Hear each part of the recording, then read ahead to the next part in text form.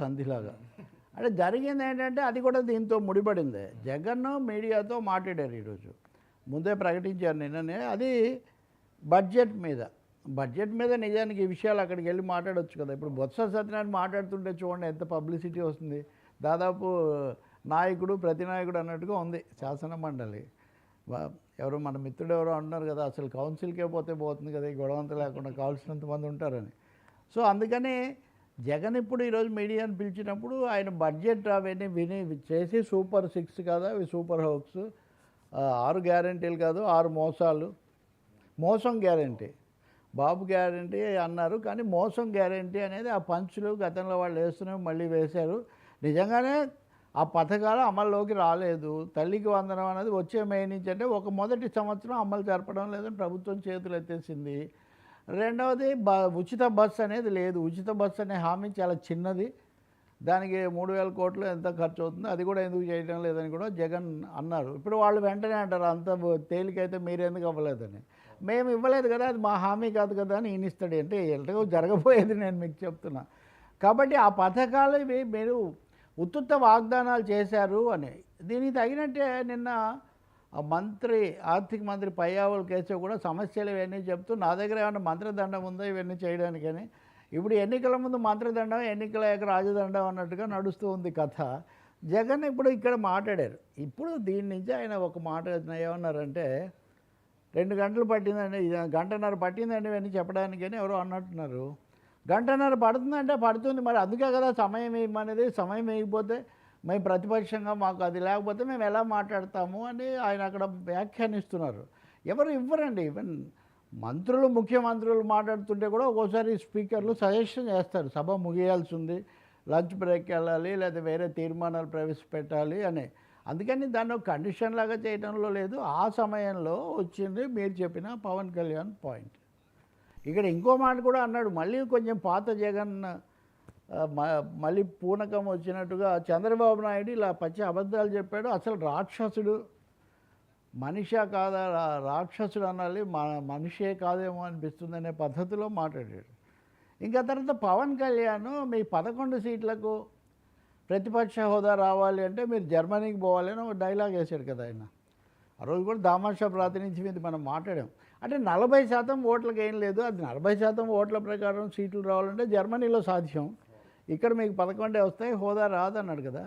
జర్మనీకి వెళ్ళమంటున్నాడు కదా, ఏం చెప్తారు అంటే అప్పుడు పవన్ కళ్యాణ్ కార్పొరేటర్కు ఎక్కువ, మంత్రికి తక్కువ అని ఒక, ఆయన ఇప్పటికే ఉప ముఖ్యమంత్రి. పవన్ కళ్యాణ్ రాజకీయంగా ఏదైనా విమర్శించవచ్చు కానీ చంద్రబాబు రాక్షసుడు, పవన్ కళ్యాణ్ అనామకుడు ఇలా మాట్లాడడం వల్ల ఉపయోగం ఉందండి. ఇప్పటికే ఆయన ఉప ముఖ్యమంత్రి 100% పోటీ చేసిన స్థానాలు గెలిచారు. కార్పొరేటర్కు ఎక్కువ కాదు, ఉప ముఖ్యమంత్రి ఆయన. ఒక ఉప ముఖ్యమంత్రిని పట్టుకొని కార్పొరేటర్కి ఎక్కువ అనడం అనేది నోరు పారేసుకోవడానికి ఉపయోగపడుతుంది కానీ అదేమీ పార్టీకి కానీ లేకపోతే రాజకీయ వాస్తవికత కానీ ఏమీ అవ్వదు. ఈ రాజకీయంగా నేను మీకు జవాబు చెప్పా కదా, ఉదాహరణకు జవాబు కాదు ఒక వివరణ. నిజమే జర్మనీలో ఉన్న దామాషా ప్రాతినిధ్యం మన దగ్గర ఉంటే పవన్ కళ్యాణ్కి ఇంకా ఎక్కువ స్థానాలు వస్తాయేమో వాళ్ళకు వచ్చిన ఓట్ల శాతానికి. ఇలా ఉంటుందన్నమాట. కాబట్టి కొంచెం అసహనం స్పష్టంగా కనిపించింది. అసహనం కొంచెం దాడితో ఎదుర్కోవాలి అనే ఒక లక్షణం చాలా ఎక్కువగా కనిపించింది. అయితే ప్రజల తరఫున అక్కడికి వెళ్ళి వాయిస్ వినిపించమని స్పీకర్ కూడా అడిగారు, మీరు రండి సమస్యలు వినిపించండి అని అడిగారు, కేర్లెస్గా కాకుండా. ఇది రాజకీయ దాడి చేస్తూనే సభకు రండి అని, సభకి వెళ్ళి వినిపించండి, ఎక్కువ సమయం కావాలంటే అక్కడే పోటాడండి, అంతేగాని ఇక్కడి నుంచి ఉండి ఆయన రాక్షసుడు ఈయన కార్పొరేట్ ఇలాగే అన్నారు కదా. కళ్ళు తెరవాలి కదా మన ప్రజల తీర్పు వచ్చిన తర్వాత. పవన్ కళ్యాణ్ అసెంబ్లీ గేటు కూడా దాటలేడని మీరు అన్నారు. ఆయన ఎన్డీఏనా బీజేపీనా సనాతనమో దాన్ని పక్కన పెడతాం, ఆయన గేటు దాటాడు, సీట్లు కొట్టాడు, ఉప ముఖ్యమంత్రి అయ్యాడు. దాదాపు ఇప్పుడు మీ ఫోటో బదులు ఆయన ఫోటో అక్కడ ఉంది చంద్రబాబు ఫోటోతో పాటు. అంటే కార్పొరేటర్ కాకుండానే ఫోటో పెట్టారా?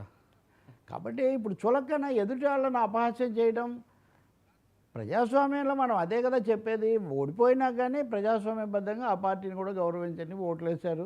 ఇప్పుడు చంద్రబాబు నాయుడు మొన్న వైసీపీ వాళ్ళకు పొరపాటున కూడా అది కూడా అన్నాడు, ఈయన పాములకు పాలు పోయకూడదు ఇట్లా ఇవన్నీ అన్నారు అని.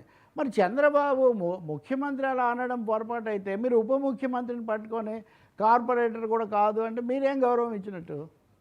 మీరే అదే రాజ్యాంగబద్ధమా? అది రాజకీయ వాస్తవం రెండూ కాదే. రాజ్యాంగ రీత్యా చూస్తే ఆయన ఉప ముఖ్యమంత్రి, కార్పొరేటర్ కంటే ఎక్కువ కాదని మీరు ఎలా అంటారు? ఒకే ఒక ఉప ముఖ్యమంత్రి.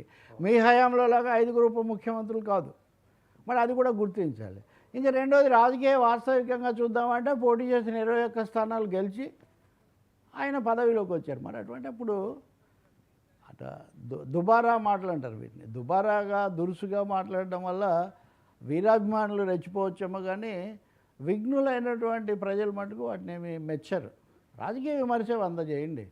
హామీలు అమలు చేయలేదండి, ఆలస్యం అనండి. అప్పు గురించి చెప్పాడు ఈ రాక్షసుడిని. ఇద్దరు రాక్షసులే, మీరు అప్పు చేశారు, ఆయన అప్పు చేశారు. ప్రజలే ఇక్కడ రక్షణ లేని వాళ్ళు. కాబట్టి ఎందుకు అప్పు చేశారు? ఇప్పుడు మీరు అదానితో ఒప్పందం కుదుర్చుకున్నారో ఆయన చెప్పాలని చాలా ఉంది జాబితా. కాబట్టి ఎంతసేపటికి మేమేమో ధర్మరాజులం, వాళ్ళేమో అధర్మమూర్తులు అన్నట్టుగా చెప్పాలనే ప్రయత్నం మటుకు వృధా. సమస్యల వారీగా మాట్లాడండి. పవన్ కళ్యాణ్ మీద అదే పనిగా నోరు పారేసుకోవడం అవసరాన్ని మించి రాజకీయేతర వ్యక్తిగత విమర్శలు చేయడం వల్ల గతంలో అది తీవ్రంగా బెడిసికొట్టిందని వైసీపీ వాళ్ళు అనేక సందర్భాల్లో ఇప్పటికి గుర్తించి ఇంటర్వ్యూలలో కూడా చెప్తున్నారు. తీవ్రంగా మాట్లాడే గుడివాడ అమర్నాథ్ లాంటి వాళ్ళు కూడా చెప్తున్నారు. అయినా కానీ మీరేమో ఇప్పటికి కూడా కార్పొరేటర్ కాదు, లేకపోతే వార్డు మెంబర్ కాదు, ఇలా మాట్లాడితే ఏమవుతుంది? మన ఉక్రోషమో లేకపోతే మన అసహనమో బయటపడుతుంది. అంతకుమించి వాళ్ళకేమీ అవ్వద్దు. ఆయన పవర్ స్టార్గా ఉంటాడు, ఆయన ఉప ముఖ్యమంత్రిగా ఉంటాడు, ఆయన జనసేన అధినేతగా ఉంటాడు. బహుశా పిఠాపురం సభలో పవన్ కళ్యాణ్ మళ్ళీ దీనికి ఒక కౌంటర్ ఇస్తాడు. మీరు ఆ మరుసటి రోజు మీరు మళ్ళీ వచ్చి మీరు చర్చ పెడతారు, అంతే. ఇది ఒక రాజకీయ చక్ర భ్రమణం. ఇదిలా ఉంటే నిన్న జరిగిన ప్రచారం ఏంటంటే కొణిదెల నాగబాబు గారు లేదు, ఇంకా ఎమ్మెల్సీ కాదు, ఆయన ఏదో రాజ్యసభకి వెళ్ళిపోతారని జరిగిన ప్రచారం. కానీ ఇందాక పవన్ కళ్యాణ్ గారు దాన్ని రూఢీ చేశారు. జనసేన